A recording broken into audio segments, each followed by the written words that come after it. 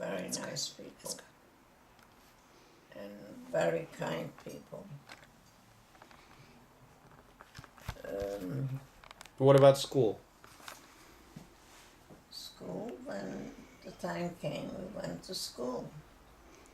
How did you get there? Did you walk? Sure. So it was nearby?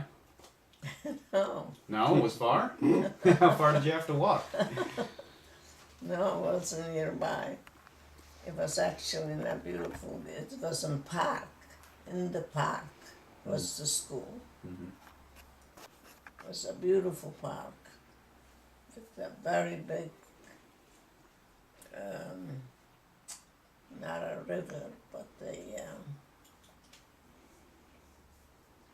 Brook? you had fish there and you had a little boat. A lake. Oh, like a pond. Yeah, yeah, but bigger than a pond. Okay, lake. And people would, go there, fish occasionally. But it was a nice place. The park was beautiful. Well, in your school, was it like a one-room school where everybody was in the same? It was a big school. It was a big school. We had a principal, which, well, she's not alive anymore, for sure. She was a son of a bitch.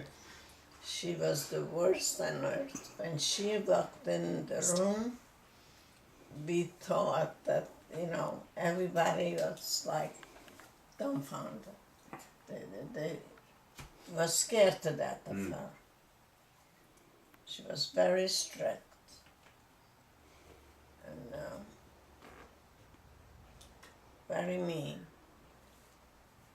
And she did not care if she'll hit you, but good, with something. Well, were the kids in school all Jewish, or was the community all Jewish, or were there other non-Jewish people? Actually, this was a Jewish school. Mm-hmm. And what about the whole community where you lived? There was another school where they went. Okay. And, well, the Jewish population wasn't as big as the Gentile. Because, out of 33,000, there wasn't that many Jews there. So did the Jewish people interact with others, or Yeah. did you kind of stick to yourself? Yeah, everybody got along fine. So you had friends that weren't Jewish? Hmm? You played with kids that weren't Jewish? Actually, I did not. I had Jewish friends which lived right across from me, very wealthy people. They had a flour mill. They were very wealthy. In fact, nobody else had a telephone but them. Hmm. They were like the only ones. Were there cars? No cars. Nobody had any cars. Nobody And this is has- 1920s and 1930s. Yeah. Because there were cars here. Mm-hmm. Right? Well, you can't compare. No. So if you were to go to the main city, Lodge, Lodge. how did you get there? By train. Oh, by train. Mm-hmm. Okay.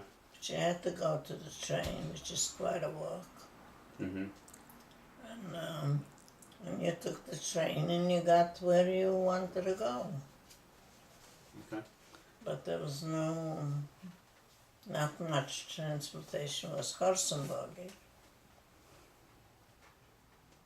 In the summer, my father was, at that time, when I was growing up, he didn't feel good. He was a sick man. So we rented a room in the country, which was also far away. But you had to get there. So you hired the carriage and the wagon, and you put whatever you needed, and you went there.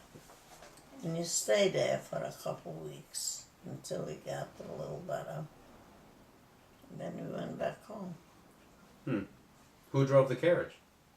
Was there a driver or did one? Yeah. Where was the country? What was it called? Do you remember? The name of it? Mm-hmm. What was it?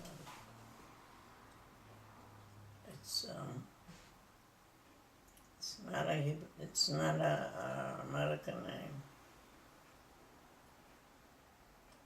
It was in Poland, though, right? Sure. All this is in Poland. Where did you stay when you went to the country? You rent a little wherever. Like a cabin. Yeah. Okay. So, what about your mother? Her name was Rosa? Mm-hmm. How do you say her last name? Oh my God. Pakenträger. Okay. Well, I don't know anything about her.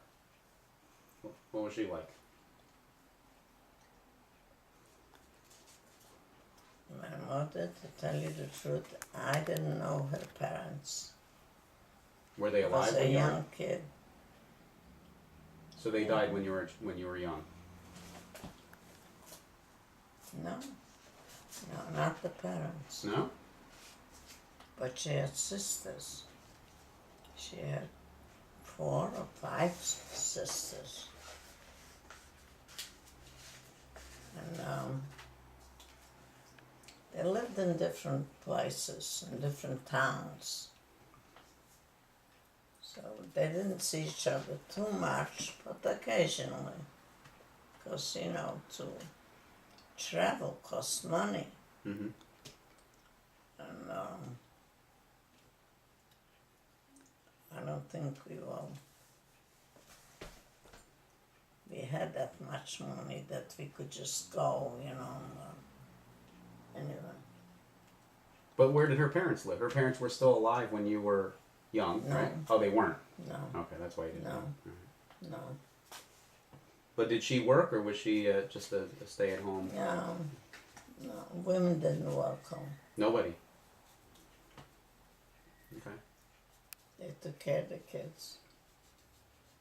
Well, how old were your parents when you were born? My father was,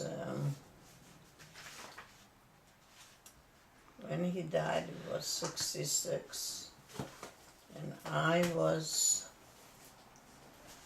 16.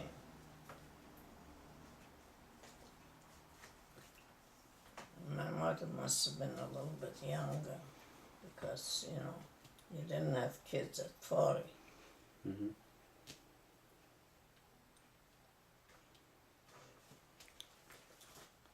What were your parents like? What was your mother and father like, if you were to describe them?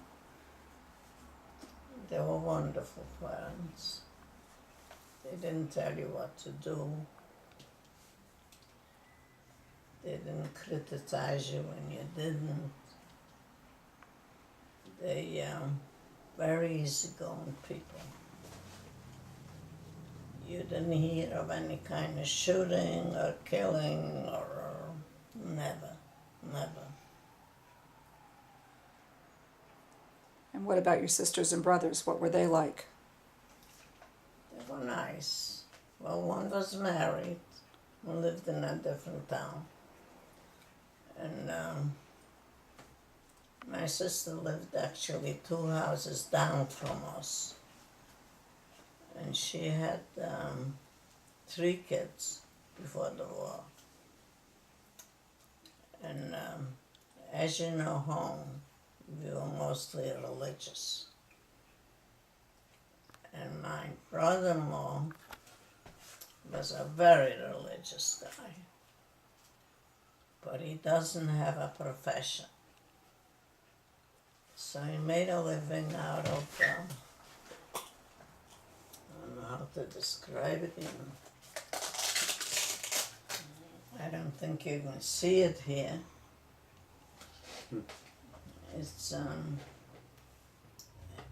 You made thread out of it, Oh, a weaver. sort of, a weaver. And from the weaver, you made bigger things, like my brother would, where he lived in another city. But he had a little factory already. He had a couple of big, it's not machines, because she did everything by hand. But he worked at that, and they made sort of a living. Nothing like here. Mm-hmm. What did your father do for a living?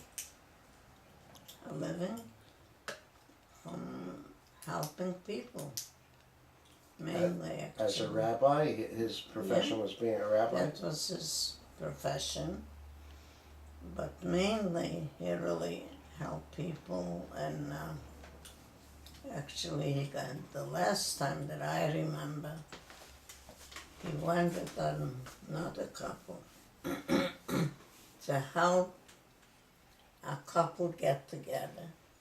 They were fighting, they didn't get along. When he came home, he was very sick. It was a miserable day, raining, cold, and he got very sick. And he didn't last long after that. I didn't see him die because the war broke out. Right. But when I was already gone, he says to me, "My child, you're the youngest. You able to run? So get yourself something together and run and save your life." She was right. So people in the community knew that the war was coming and it was time to go. Oh yeah, oh yeah. How long did you know this before it happened? Not much before. Not much before. Like a year? No, not even a year. So everything was fine, Yeah. and all of a sudden you Yeah. started to hear about Life the war. went on like, and here the Germans come in. And you were 16? I was about 15, going on 16, yeah.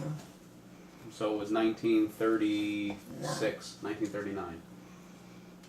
And how did people hear about what was happening with the war? Where? I mean, how did your father know that it was time for you to go? Well, the Germans were in already. Oh, they were already in your coming town. in, yeah. See, my brother, the one that survived, he was taken into the Polish army. And he wound up in Bialystok. Bialystok was sort of part of Russia. Not Russia, but White Russia. And he was there in a hospital. And he was engaged to a girl to be married. And she wanted to go too. So we went together. Well, I made the border. When they open, like for 10 minutes, they'll open the border and you can run through. From Poland to White Russia. Yeah. She didn't. She wasn't that fast. But she came eventually in a couple of days later. Because they open every so often, they'll open the border for 10 minutes.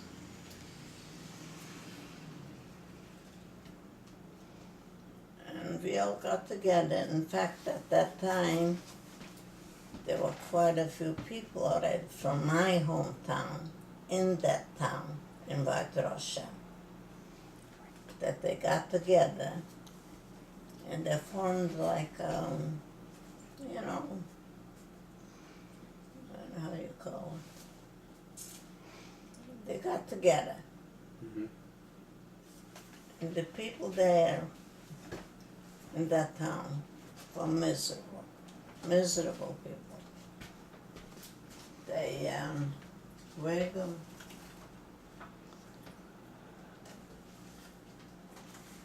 All right, I'm stopping it for a second.